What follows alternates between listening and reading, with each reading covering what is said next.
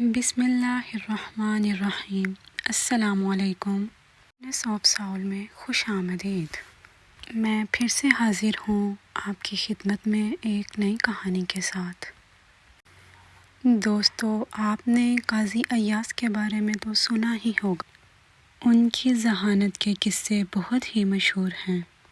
ایک مرتبہ ایک شخص نے آ کر ان سے کہا کہ میں نے کچھ مال فلاں کے پاس امانت رکھوایا تھا، اب مانگتا ہوں تو وہ مکر جاتا ہے۔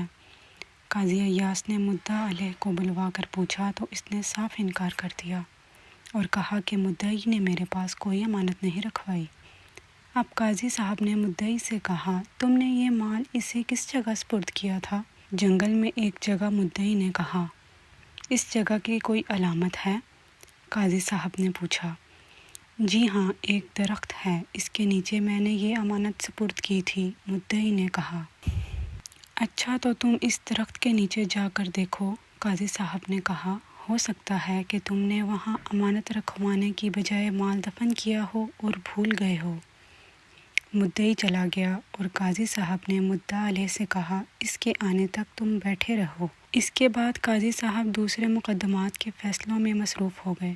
پھر تھوڑی دیر کے بعد اچانک اسی مدعا علیہ سے پوچھا، کیا خیال ہے وہ شخص اس درخت کے پاس پہنچ گیا ہوگا؟ نہیں، ابھی نہیں، مدعا علیہ نے بے ساختہ کہا۔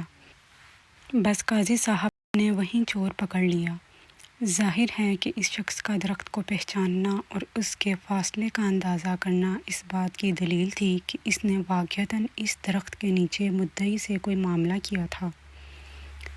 اس کی خیانت کا راز فاش ہو گیا اور پھر اسے خود جرم کا اعتراف کرتے ہی بن پڑی۔ اسی طرح ایک اور شخص نے آپ سے آ کر یہی شکایت کی کہ فلاں شخص میری امانت دبا کر بیٹھ گیا ہے۔ قاضی صاحب نے اس سے کہا کہ اب تم چلے جاؤ اور مدعا علیہ پر یہ ظاہر نہ ہونے دو کہ تم نے میرے پاس اس کی شکایت کی ہے، پھر 2 روز بعد میرے پاس آنا۔ وہ شخص چلا گیا تو قاضی ایاز نے اس شخص کو بلا کر اس سے کہا، میرے پاس بہت سا مال آ گیا ہے، اگر تمہارا گھر محفوظ ہو تو وہ تمہارے یہاں رکھوا دیا جائے؟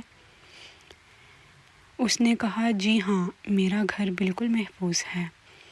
اچھا تو تم اس کے لیے جگہ وغیرہ بنا کر رکھو، قاضی صاحب نے کہا۔ وہ شخص خوشی خوشی چلا گیا۔ اس کے بعد مدعی حاضر ہوا تو قاضی صاحب نے اس سے کہا، اب جا کر اپنے دوست سے اپنا مال طلب کرو، اگر دے دے تو ٹھیک ہے اور اگر انکار کرے تو اس سے کہہ دو کہ میرا مال واپس کرو ورنہ میں قاضی کو خبر کرتا ہوں۔ مدعی یہ سن کر مدعا علیہ کے پاس پہنچا اور اس سے انہی الفاظ میں تقاضا کیا تو اس نے مال حوالے کر دیا۔ اس کے بعد مدعا علیہ قاضی صاحب کے پاس آیا تو قاضی صاحب نے اسے سخت سخت کہہ کر رخصت کر دیا۔ انہی قاضی ایاز کے بارے میں ابراہیم بن مرزوق بصری رحمۃ اللہ علیہ بیان کرتے ہیں کہ ایاز بن معاویہ رحمۃ اللہ علیہ کے قاضی بننے سے پہلے ہم ایک دن ان کے پاس بیٹھے تھے کہ ایک شخص آیا اور سامنے ایک اونچی سی دکان پر بیٹھ گیا اور راہگیروں کو تکنے لگا۔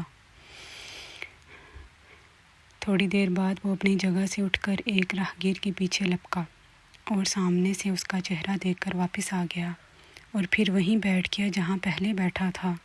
ایاز بن معاویہ رحمہ اللہ نے اسے دیکھ کر کہا، بتاؤ یہ شخص کیا چاہتا ہے؟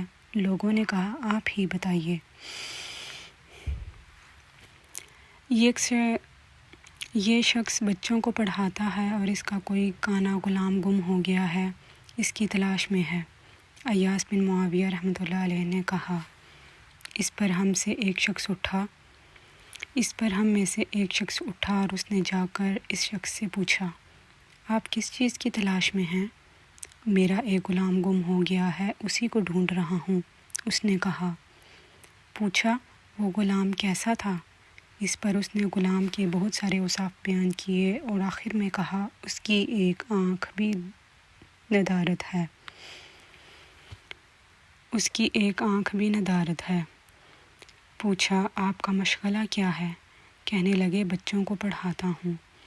ہم نے حیران ہو کر ایاز سے پوچھا کہ یہ سب باتیں آپ کو کیسے معلوم ہوئیں؟ ایاز بن معاویہ نے فرمایا، میں نے اس شخص کو یہاں آتے ہوئے دیکھا تھا، یہ اپنے بیٹھنے کے لیے کوئی موزوں جگہ تلاش کر رہا تھا، اور آخر